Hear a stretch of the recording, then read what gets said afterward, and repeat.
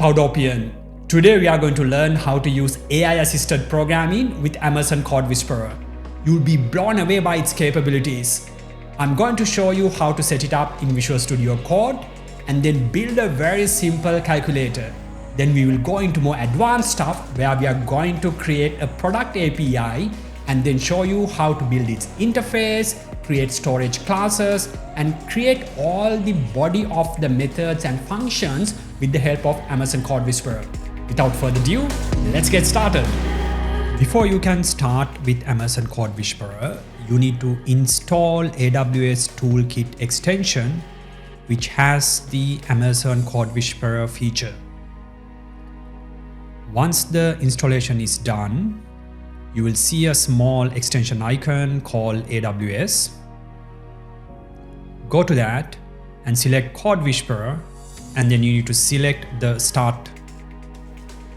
Before you can start programming with CodeWhisperer, you need to have an Amazon Builder ID. You need to either create it, or if you already have one, you need to sign in with that. In my case, I don't have one, so let's create a new one. Creating an Amazon Build ID is super easy. Google Amazon Build ID, go to profile awsamazon.com, punch in your email address, give a username that other people can see you on AWS. You will receive a verification code to your email. Punch that code in, give a password. You will have your Builder ID profile created. Make sure that you are already signed into this website so that we can enter the credentials in my Visual Studio Code and then access this profile. Back in my Visual Studio Code, click Sign In and then click the button Copy Code and Proceed. In my case, this code is VQMK-DSGQ. You need to add this website as a trusted domain. So in Visual Studio, if you add the website, you can add it from the command palette. If your Visual Studio Code is not trusted, you need to allow it through firewall rules, and you will get a browser window where you need to enter that code. In my case, the code is VQMK-DSGQ. Click Next, and your AWS Toolkit for VS Code will now have access to your profile. Back in Visual Studio Code, you will see that you have successfully signed in to AWS Build ID, and you are now ready to build with AWS CodeWhisperer. So we are done setting up Visual Studio Code to program with Amazon CodeWhisperer. Let's build a very simple calculator. Let's create a .NET Core console application called My Test App. We are then going to start Visual Studio Code. Before we can build the application, we need to set up some extensions. And for that, we are going to install C# extensions. Once the installation is done, we will add the configuration to build the application. My configurations are added and I'm ready to run the application. You will soon see the Hello World message in the console, and we are ready to start programming with CodeWhisperer. To begin with, let's create a very simple calculator program. You need to provide the intent of your solution or the program as a comment.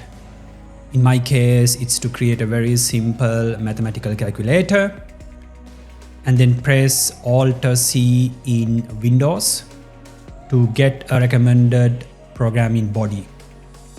So it recommended this simple calculator, which is very sleek and nice. But let's say I want to add some more content into this. So in this case, let's say I want to have a square root function. So I give my intent as a comment, and then again type Alt+C to generate the body. So it created the method signature. This time I go to the method body And CodeWhisperer automatically recognized I need this code fragment and recommended that. Instead of manually triggering, I just type the tab button to accept the recommended code fragment. The divide method has a problem. You can't divide numbers by 0. So if I type if, then it gives me a recommendation, hey, if your b equals 0, then it's better to throw an exception of divide by 0 exception, which is very nice. You can click throw and then type again Alt-C in Windows to generate the exception. If you ask for another recommendation, it will then throw a new argument exception like can't divide by 0. So that's also a very nice recommendation, which is valid. Or it will then recommend something like, hey, the comment is throw exception, and you just throw a normal exception. All right. Creating a calculator is very easy. Let's push this bad boy further and then see how it can create a more advanced API and then build and complete storage classes with that. I'm going to create a very simple program to hold product information and create a product API. I'm going to give my intent for this class. This class is supposed to hold product information. So I give my intent as a simple class to hold product information. And ask CodeWhisperer to give a recommended class body. This is pretty cool. You have a product that I got recommended. And what else it can recommend? It says, hey, it's better to have a description for the product and a category for the product. Okay, let's accept that also. I also need to have an image. In this case, I don't want to have the image as image, but I want to have an image URL. Either I can directly type it here, like this image URL, and then accept the rest of the body that CodeWhisperer has recommended. Alternatively, I can give a comment stating my intent. In this case, it's a string to hold image URL. And then the CodeWhisperer will give a properly formatted property to hold image URL. This is pretty cool. You can also use this one to save a ton of typing. So instead of writing comments by yourself, you can just give the comment and ask the CodeWhisperer to recommend a proper comment for this property. So this is a product name. That's what looks good. And when I type comment on top of the property, it recommended product price. That's pretty nice. For the description, it's recommending product description. And for the category, it recommends product category. So all the comment is done by the CodeWhisperer. Let's push this bad boy even further. I'm going to create a currency class that I'm going to use to keep currency related information. Therefore, I'm going to give my intent for this class as a comment to keep currency related information. Let's see what CodeWhisperer is recommending for this. It recommended me a really nice currency body, which would have taken me a couple of seconds to type. I also want to have a static method to get all the list of currencies in the world. So let's give the intent for that. I want to have a static method to get a list of currencies in the world. You can scan through different recommendations by pressing the forward or backward arrow keys. So this is one recommendation, this is another recommendation, this is another recommendation. So it gives you a couple of recommendations. So list is a good recommendation. So let's stick with this basic one. Let's accept this method signature and then ask for a method body. This is pretty cool. It recommended me a really nice method body that includes all the currency, The beauty here is that it even recommended me, instead of returning a string, that I can use the class that I created a moment ago, and then automatically populated the elements of that list. Of course, I don't want to return a string of characters. I just need to return the currency class. After changing the method signature, if I now ask for recommendations, it's now going to give me different body. Here you can see that it says, hey, I can pull this information from an API. I don't know whether there's an API called fixer.io, but this is a very interesting information. If I'm not happy with this method body, I can of course circle through different recommendations. So this is one recommendation. This is another recommendation, the one that we got a moment ago. And let's say I'm happy with this kind of recommendation, and then going to use that as my code body. So one of the recommendation it gave was this fixer.io. So interestingly, they seems to have some currency information. So that's a really good recommendation. It recommended me all the major currencies like Australian dollars, Brazilian real, Canadian dollars, Hong Kong dollars. Let's check what other currencies that this can recommend. Let's return the currencies. Of course, the body needs to be completed, and ask for some more currencies. In this case, it's recommended me New Zealand dollars. What else? Philippine peso. Wow, that's really cool. What else it can recommend? It recommended Polish currency. I think they still use euros. This is pretty interesting. So let's go through some other currencies. Okay, it recommended pound sterling, GBP, that's right. Russian rubles, that's interesting. What else it can recommend? South African rand. This process would have taken minutes for you to type, and it takes all those heavy lifting that you would have done as a programmer, and it gives all the recommendations that you wanted to have. I want to have a place to store this information, so I'm going to create a storage area of this application. To store my product information, I'm going to create an interface that will expose the API. This iStorage interface, I want to implement simple CRUD operations. Let's give my intent here. In this case, I want to have a very simple interface to perform CRUD operations on a storage provider.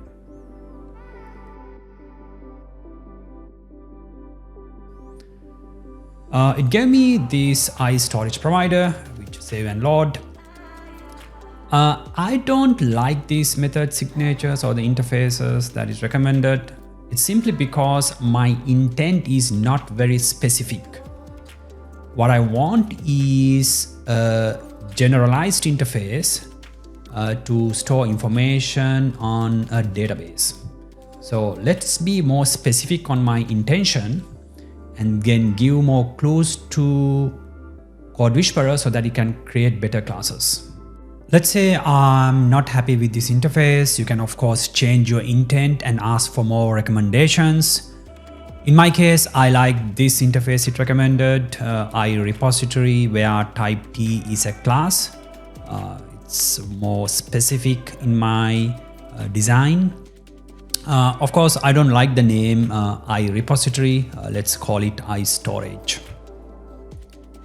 Let's create an implementation of iStorage, and let's call it DB storage provider. And I'm going to use a database to back this iStorage. The existing Visual Studio Code IntelliSense will work along with AWS CodeWhisperer. For example, if I want to implement this interface, I can still use Visual Studio Code IntelliSense to implement that interface. Let's implement getAll method. To do that, I'm going to give my intention as a comment. My intention is to get all products from the product table and return it as a list.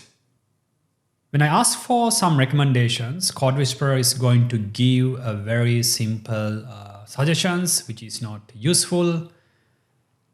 The reason for this is it doesn't have any clues around what kind of a database that you are going to use, whether it's going to be Postgres, SQL Server, or are you going to use some kind of a NoSQL database. So you want to provide it some clues so that it can make some smart decisions. To do that, let's add some NuGet packages.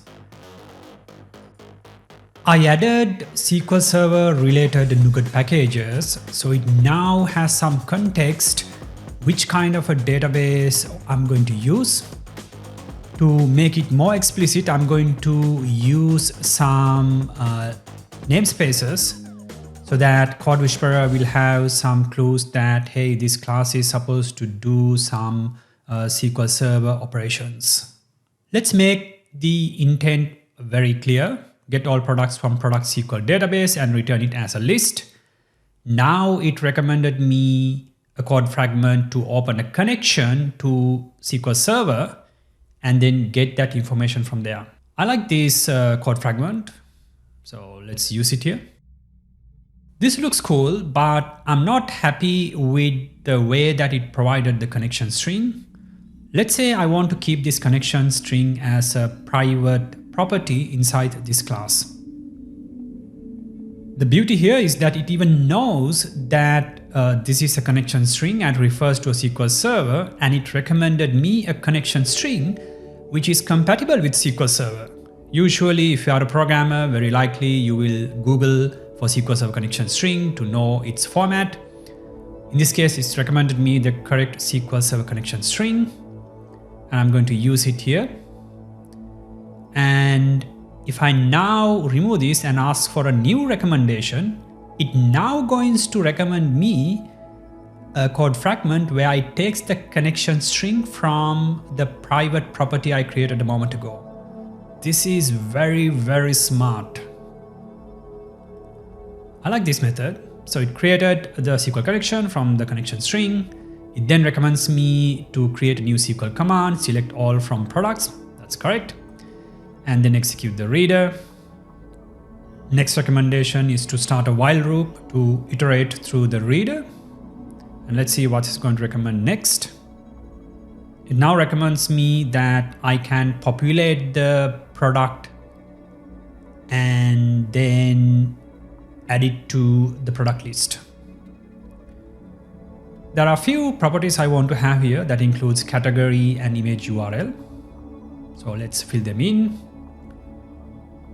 If you start coding halfway through, it already recognized that it needs to provide the category information.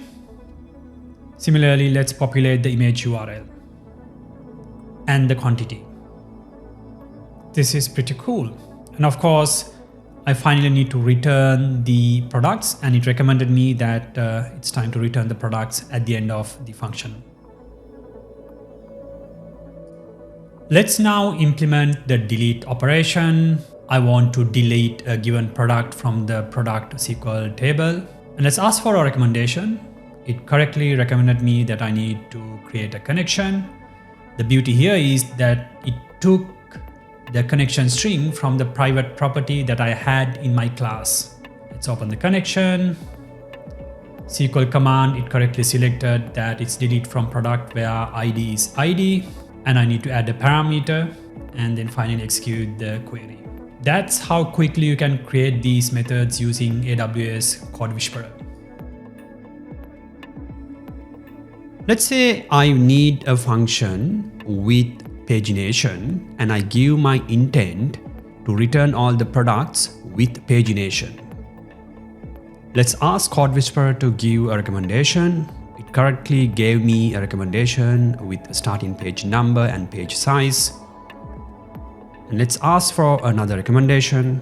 So here it seems like not the correct one, but this seems the right recommendation. You can see that the select statement has a select statement where it select all from products, order by ID, and the page number is correctly set.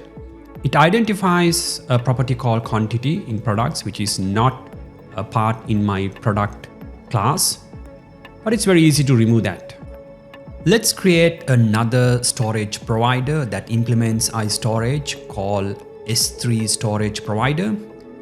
My idea here is to read a JSON file from Amazon S3, convert it into a product and return it. We already know it's a good practice to add a libraries or NuGet packages so that CodeWhisperer has a better contextual knowledge to give proper recommendations. So I added Amazon S3 NuGet packages. Let's give my intention for the function. My intention here is to read a JSON file from Amazon S3, deserialize it to a product object and return it. Let's ask for a recommendation. So it gives example recommendation. Of course, you can iterate through multiple recommendation. I'm going to stick with this simple recommendation. And of course, there's a simple error here. The get object is not available. So let's call it get object. As you can see, the problem is the new S3 client supports async method. So it's a small fix. I can fix it here. Cloudopian, if you like this video, remember to subscribe to the channel and thumbs up. See you next time.